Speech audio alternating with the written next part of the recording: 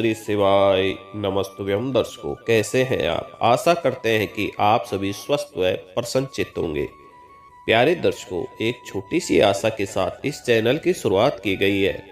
आशा करते हैं आप सभी धर्म प्रेमी बंधुओं का पूरा साथ व सहयोग मिलेगा। प्यारे दर्शकों, जो दर्शक अभी अभी इस चैनल पर नए जुड़े हैं, चैनल को सब्सक्राइब कर सकते हैं ताकि हमारे द्वारा दी हुई ज्ञानवर्धक जानकारियों का लाभ आप भी उठा सके। तो दर्शकों, एक और नई कहानी के साथ आज हम फिर उपस्थित है आपके बीच में। यह कहानी आपको बहुत प्रेरणादायक कहानी लगेगी और आपको इस कहानी से बहुत अच्छी प्रेरणा मिलेगी, इसलिए इस कहानी को पूरी और अंत तक आपको सुनना है।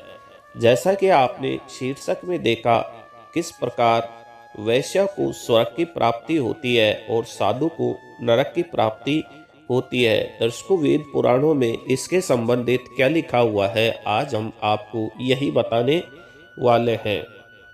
तो दर्शकों, इस कहानी को पूरी और अंत तक आपको सुनना है। कहानी बड़ी ही रोचक और गजब कहानी है। यह हमारे जीवन को काफ़ी प्रेरित करेगी और आपको जीवन में सद्मार्ग दिखाएगी, इसलिए इस कहानी को पूरी सुनना है। साथ ही साथ वीडियो को लाइक और शेयर जरूर कर देना है। दर्शकों, एक बहुत ही पहुंचे हुए अति वृद्ध साधु थे। वे एक जगह नहीं रुकते थे, जहां मन लगा वहीं धुनी भी लगा दिया करते थे। वे घूमते घूमते एक नगर में पहुंचे। एक छायादार पेड़ के नीचे उन्होंने अपनी धुनी जमा ली। साधु की धुनी के सामने ही एक वैश्य का निवास था। उसके घर में लोगों का आना जाना लगा रहता था। साधु को पता नहीं क्या सूझी, जब वैश्य के घर कोई पुरुष जाता तब वे एक पत्थर, छोटा पत्थर उठा के अपनी धुनी के बगल में रख देते थे। इस तरह कुछ ही समय में पत्थरों का ढेर लग गया था।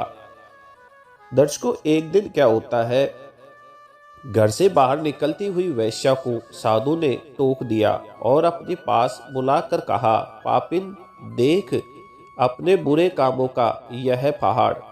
दर्शकों, जो साधु ने जो पत्थर रखे थे वह उस वैश्या को दिखाता है और कहता है कि पापिन, तेरे सभी पापों का यह पहाड़ लग चुका है। अरे दोस्त, तूने कितने पुरुषों को भ्रष्ट किया है, जितने इस ढेर में पत्थर है, तू तो नरक की भोगी होगी।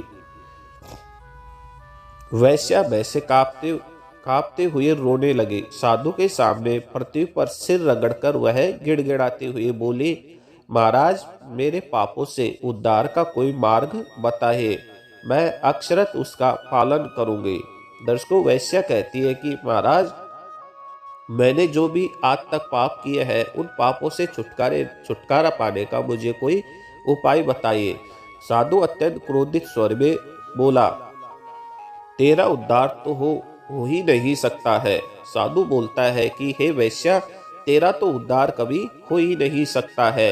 यहाँ से अभी चली जा। तेरा मुख देखने के कारण मुझे आज उपवास करके प्रायश्चित करना पड़ेगा। वैश्या दुखित हृदय के साथ वहां से चली गई। अब दिन प्रतिदिन उसे अपने बुरे कामों का पश्चाताप हो रहा था। वह निरंतर प्रार्थना करती थी कि उसके पापों के लिए ईश्वर से उसे क्षमा करे। इसी पश्चाताप में एक दिन उसके प्राण निकल गए। उसी समय साधु की आयु भी पूरी हो रही थी। उन्होंने देखा कि हाथ में पास लिए यमदूत उसके पास आ खड़े हुए। साधु ने डांट कर पूछा, कौन हो तुम सब यहाँ क्यों आए हो? यमदूतों ने कहा, हम तो धर्मराज के दूत हैं, आपको लेने आए हैं। आपका प्रस्थान का समय हो गया है। साधु ने पूछा, तुम मुझे कहाँ लेकर जा रहे हो? यमदूतों ने कहा कि वे साधु को नरक ले जाने के लिए आए हैं, वहां उनके कर्मों का हिसाब किताब होगा। प्यारे दर्शकों, यमदूत कहते हैं कि हे साधु, हम तुम्हें नरक ले जाने के लिए आए हैं, वहां तेरे सभी कर्मों का हिसाब किताब होगा। साधु ने दूतों से कहा, तुमसे शायद बड़ी भूल हुई है। मैं तो बचपन से ही ईश्वर भक्ति में लीन हूँ तथा मुझ द्वारा गलती से भी कोई बुरा कर्म नहीं हुआ है।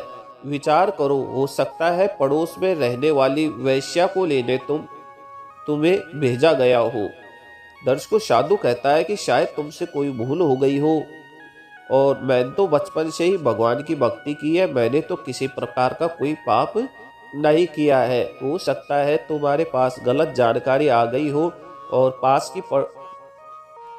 की पड़ोस में रहने वाली वैश्या को तुम नरक में ले जाने आए हो, लेकिन गलती से तुम मेरे पास आ गए हो। लेकिन दर्शकों, दूत बोले, हमसे कोई भूल नहीं हुई है, वह वैश्या तो पहले ही बैकुंठ पहुंच चुकी है। आपने बहुत तपस्या की है, परंतु वैश्य के पापों की गिनती करते हुए आप निरंतर पाप चिंतन ही तो किया करते थे, और इस मृत्यु काल में भी आप पाप चिंतन ही तो कर रहे थे। अतः आपको अब नरक की तरफ ही प्रस्थान करना है। आपके पाप पुण्यों का निर्धारण यमराज स्वयं करेंगे। साधु के वश की अब बात नहीं थी, उन्हें यमदूत अपने पास में बांध कर ले गए। अतः मित्रों, इस पूरी कहानी से हमें सीख मिलती है कि दूसरों की हमेशा बुराई नहीं तलाशनी चाहिए, अतएव अपने आप पर ध्यान देना चाहिए। यदि कुछ बुराई दिखती भी है तो सामने वाले को सुमार्ग पे लाने का हमें प्रयास करना चाहिए। तो दर्शकों, इस कहानी से आपने जाना कि किस प्रकार वैश्या को वैकुंठ की प्राप्ति हुई और साधु को नरक की प्राप्ति हुई। प्यारे दर्शकों, जब भी हम किसी कार्य में लग जाए तो उसमें हमेशा हमें अच्छी सोच रखनी चाहिए। सामने वाले पर हमें बिल्कुल ध्यान नहीं देना चाहिए कि वह कौन सा कार्य कर रहा है और कौन सा नहीं कार्य कर रहा है। हमेशा हमें अपने कार्य पर ध्यान देना चाहिए। तो दर्शकों, आज की जानकारी आपको कैसी लगी हमें कमेंट्स करके बता दीजिए। साथ ही साथ वीडियो को लाइक और शेयर जरूर कर दीजिए। दर्शकों, चैनल को सब्सक्राइब करना ना भूलिएगा, क्योंकि हम इस चैनल के माध्यम से बड़ी रोचक और प्रेरणादायक कहानी आपके लिए लेकर आते हैं। तो दर्शकों, मिलते हैं एक और नई जानकारी के साथ, एक और नई प्रेरणादायक कहानी के साथ। तब तक के लिए जय श्री राधे, जय श्री श्याम।